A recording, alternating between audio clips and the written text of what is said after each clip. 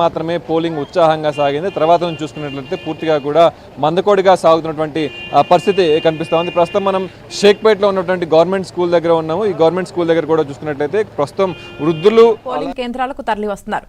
మహిళలు, వృద్ధులు, వికలాంగులు ఉత్సాహంగా ఓటింగ్లో పాల్గొంటున్నారు. ఉదయం 9 గంటల ప్రాంతానికి 14.55% పోలింగ్ నమోదైంది.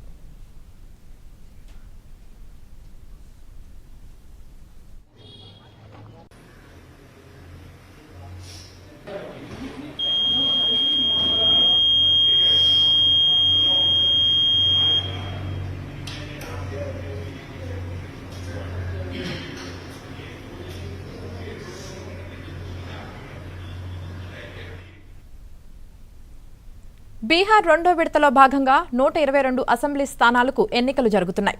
1302 మంది అభ్యర్థులు బరిలో నిలిచారు. సజావుగా పోలింగ్ నిర్వహించేందుకు ఎన్నికల కమిషన్ అన్ని వికలాంగులు తప్ప ఎవరు కూడా మధ్య వయస్కులు కావచ్చు, యువకులు కావచ్చు, ఎవరు వస్తున్నటువంటి పరిస్థితి అయితే లేదు. పెద్ద ఎత్తున వచ్చేసేసి ఇక్కడికి వృద్ధులు మాత్రమే వస్తున్నటువంటి పరిస్థితి కనిపిస్తూ ఉంది. సో ప్రస్తుతం అయితే మందకోడిగా సాగుతుందని చెప్పేసి చెప్పుకోవచ్చు. అలాగే షేక్పేట్లో ఉన్నటువంటి అన్ని పోలింగ్ బూతుల్లో కూడా దాదాపుగా ఇదే పరిస్థితి కొనసాగుతూ ఉంది. ముఖ్యంగా ఈ డివిజన్లో ఉన్నటువంటి వీఐపీలు కావచ్చు, ఉద్యోగులు కావచ్చు, ఉదయాన్నే ఓటు హక్కు వినియోగించుకున్నారు. ముఖ్యంగా మైనారిటీలకు సంబంధించి మనం చూసుకున్నట్టు